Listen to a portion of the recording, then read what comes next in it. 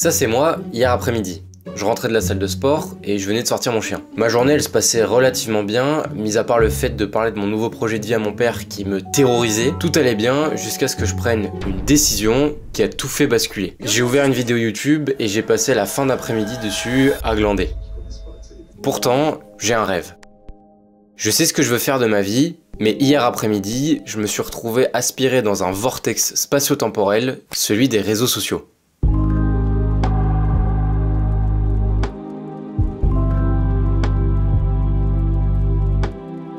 Ça fait 2 ans que je suis en cure de désintox des écrans. J'ai plus Insta sur mon tel ni TikTok et j'ai même perdu 2000 flammes avec ma copine sur Snap. J'ai même enlevé LinkedIn pour vous dire. Malgré tout, hier est arrivé, j'ai gaspillé 3 heures de temps de vie à regarder des vidéos que j'avais déjà vues. On a tous vu l'inoubliable documentaire Kaizen d'Inox sur l'importance d'avoir un rêve et de quitter les écrans, mais regarder un documentaire, aussi magnifique soit-il, c'est pas suffisant. C'est vraiment le défi de nos générations, là, la mienne et les plus jeunes, de sortir de ce truc, de se désintoxiquer, de sauver nos vies en fait. 6 heures d'écran par jour, à l'échelle d'une vie, ça fait 10 ans. Alors évidemment on s'en rend pas compte parce que le cerveau il a du mal à se projeter et c'est pour ça que je vais essayer de le reformuler pour que vous puissiez comprendre l'urgence de la situation.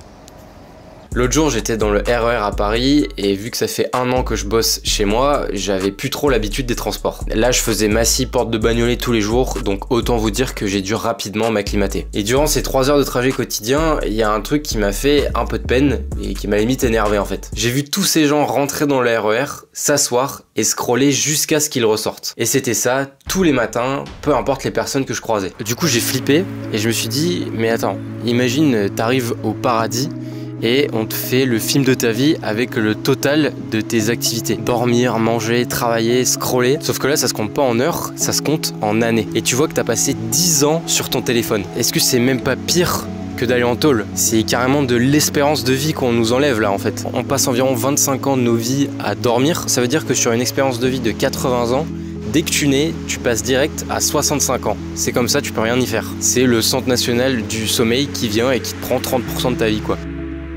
Et si tu ajoutes les 10 ans de ta vie passés sur ton tel, on tombe à 55 ans. Là, j'ai 23 ans, ça voudrait dire qu'il me reste plus que 32 ans de vie active. J'en suis quasiment à la moitié. Le but de cette vidéo, c'est pas de vous faire la morale, évidemment.